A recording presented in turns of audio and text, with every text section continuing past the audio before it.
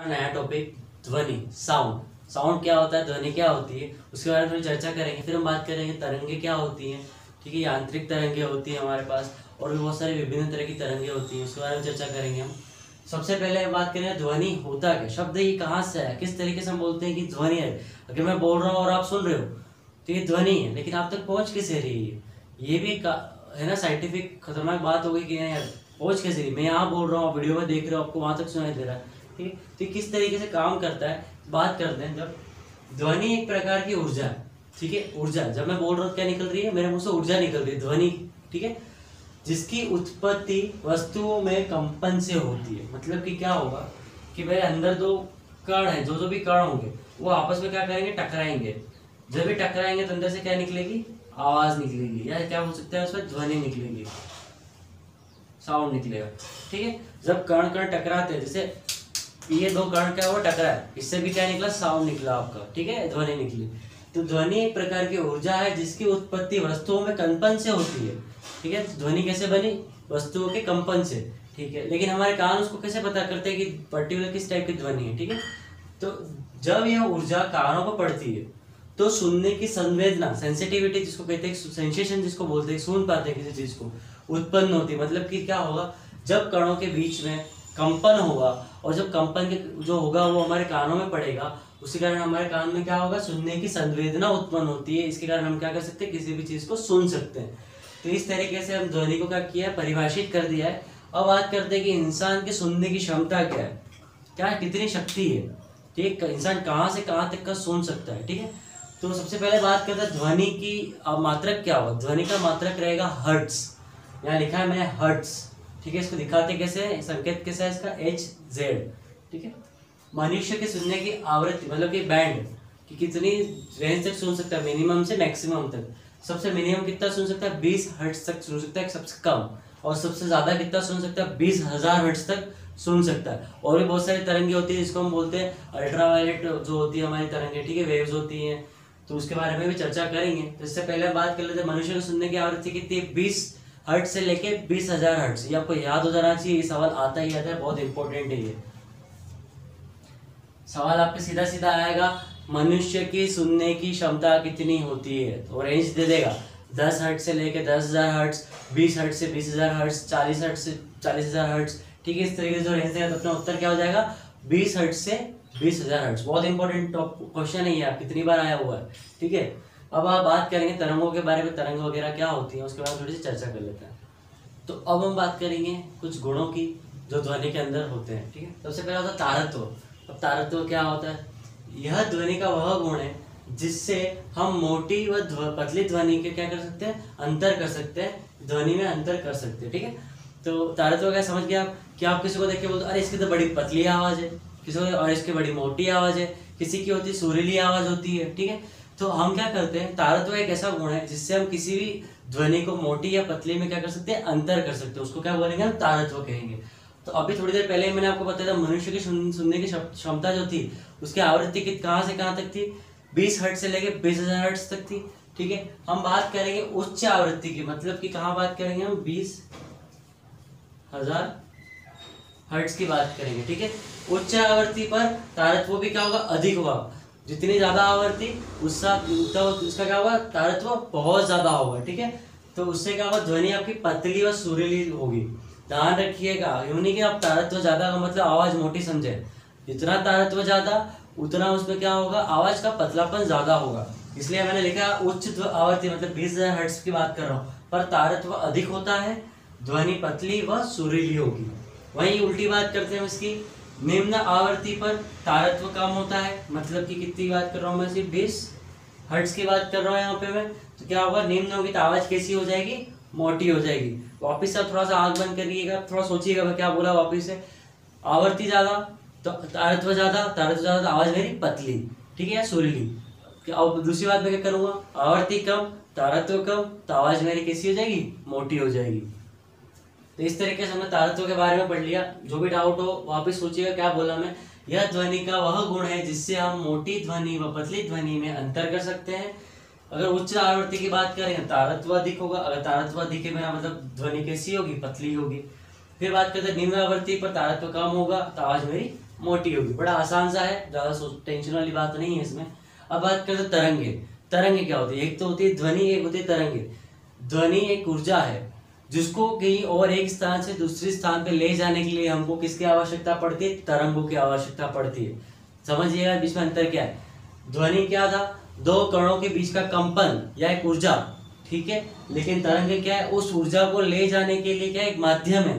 तरंग क्या है? माध्यम है, जो क्या करेगी? इस ध्वनि को एक स्थान से दूसरे स्थान तक ले जाएगी। मतलब मैं बोल रहा हूँ तो आप मोबाइल तक जा रही हो, मोबाइल से ध्वनि निकलेगी, वो आपके कानों तक पड़ रही है। तो इस तरीके से जो जा रही है एक स्थान से दूसरे स्थान तक ध्वनि, वो किसके कारण से जा रही है? तरंगों के कारण से जा रही है। तरंगों के द्वारा ऊर्जा, सॉरी यहाँ पे है ऊर्जा। तरंगों के द्वारा ऊर्जा एक स्थान से दूसरे स्थान पर स्थानांतरण होता है, उसको हम क्या बोलते हैं? तरंग बोलते हैं। अब तरंगों में क्या होते हैं? दो भाग होते हैं, ठीक है। क्या क्या होते हैं? एक यांत्रिक तरंग होती है, एक विद्युत चुंबकीय तरंग होती है। देखिए यांत्रिक मतलब मैकेनिकल साउंड होगा, एक आपका क्या होगा? इलेक्ट्रिकल वेव होगी। तो यांत्रिक में क्या होगा? आपके माध्यम की क्या होगी? आवश्यकता पड़ेगी, माध्यम की आवश्यकता पड़ेगी। जबकि विद्युत चुंबकीय में किसी भी तरह के माध्यम की आवश्यकता नहीं पड़ती है। उदाहरण के तौर पे देख सकते हैं ध्वनि। मैं बोल रहा हूँ, ध्वनि के लिए क्या माध्यम चाहिए? कैसे? मैं बोल रहा हूँ, मेरे यहाँ से जो आवाज निकलेगी वो क्या कणों के बीच में क्या होगा? कंपन होगा। यहाँ से बहुत सारे पार्टिकल्स कंपन करते करते क्या हुए? कण आप तक पहुंचे, और वो कण का इसलिए क्या माध्यम हो गया? कण मेरे क्या हो गया? माध्यम हो गया। तो इसमें क्या होगा? ध्वनि तरंगे किस में आएंगी? यांत्रिक तरंगों में आएंगी। जबकि विद्युत चुंबकीय तरंगों में क्या होता है कि किसी भी तरह के माध्यम की जरूरत नहीं पड़ती। जैसे आप वाईफाई चलाते हो तो उसको आने के लिए आपको कोई माध्यम की जरूरत नहीं पड़ती। उसी तरीके से क्या है कि यहाँ पे माध्यम की जरूरत नहीं होगी। इसके उदाहरण देख सकते हैं आप। प्रकाश की तरंगे हैं, एक्सरे हैं, जो आपके एक्सरे बोलते हो ना कि भैया एक्सरे कराना है हमको। तरंग का मतलब क्या होता है? रे होती है आपकी। तो ये एक्स तरंगे भी किसमें आती है? विद्युत चुंबकीय तरंगों में आती है। तो यहाँ तक आपको क्लियर होगा। तरंगों के दो भाग होते हैं, सबसे पहला यांत्रिक तरंगे और दूसरा विद्युत चुंबकीय तरंगे। आपसे सवाल ये पूछा जाएगा कि तरंगों में कौन सा आपके माध्यम की आवश्यकता नहीं पड़ती है। उसमें 4-5 अलग अलग तरंगों के नाम आएंगे, जिसमें सबसे पहला होगा यांत्रिक तरंगे, फिर दूसरा होगा विद्युत चुंबकीय तरंगे। हो सकता है आपके ये दो नाम भी आ जाए, अनुप्रस्थ और अनुदैर्ध्य भी आ जाए। तो आपको पता होना चाहिए कि विद्युत जो चुंबकीय तरंगे हैं उसमें माध्यम की आवश्यकता हमको नहीं पड़ती है, ठीक है। तो यहाँ तक चीजें क्लियर हो गई। तरंग क्या होता है, तरंगों के प्रकार क्या होते हैं, बात हो गई। अब हम बात करेंगे यांत्रिक तरंग के कितने प्रकार होते हैं। विद्युत का बस यहीं तक समाप्त होता है। यांत्रिक तरंगों के दो भाग और होते हैं जिसके बारे में चर्चा करेंगे। सबसे पहला है अनुप्रस्थ तरंगे और दूसरा है अनुदैर्ध्य तरंगे, ठीक है। ये क्या है, इसके बारे में चर्चा कर रहे हैं हम। हमारे टॉपिक के आखिरी छंद तक आ चुके हैं, ठीक है। ध्वनि जो हमारा चल रहा है टॉपिक, उसमें आखिरी हिस्से में आगे हमने इसके बारे में चर्चा कर ली थी। यांत्रिक तरंग क्या होती है, विद्युत चुंबकीय तरंगे क्या होती है। अब इसके यांत्रिक तरंगों के हमने दो भाग किए थे, क्या क्या पढ़े थे, एक अनुप्रस्थ और दूसरा अनुदैर्ध्य, ठीक है। तो अभी अनुप्रस्थ तरंगे क्या होती है, अनुदैर्ध्य तरंगे क्या होती है, उसके बारे में आपको पता होना चाहिए। सबसे पहली बात तो आपको यहाँ से दिख रहा होगा, इसका क्या होगा, माध्यम होगा ही होगा, ठीक है। तो किसी भी तरह का माध्यम होगा उसको क्या बोलेंगे, हम यांत्रिक तरंगे बोलेंगे। और इसी के भाग में हम पढ़ने वाले अनुप्रस्थ तरंगे।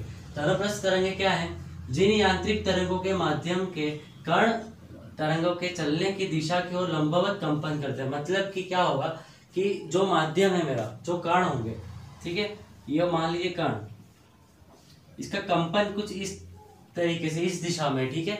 तो उसमें क्या होगा, अब जिन यांत्रिक तरंगों के माध्यम के कण तरंगों के चलने की दिशा, ठीक है, कण तरंगे किसके, और कंपन, जो कंपन हो रहा है इस दिशा में हो रहा है, लेकिन चल किस तरह के रहे, इस दिशा में चल रही है कण, किसके लंबवत चल रहे हैं, परपेंडिकुलर चल रहे हैं। तो उसको क्या बोलूंगा मैं, अनुप्रस्थ तरंगे बोलूंगा। कुछ भी मान लीजिए, चलने की दिशा ये मान लीजिए, जैसे इसको बोल लेता हूं मैं, चलने की दिशा, तो इसमें कंपन की दिशा क्या हो जाएगी, ये वाली हो जाएगी लंबवत।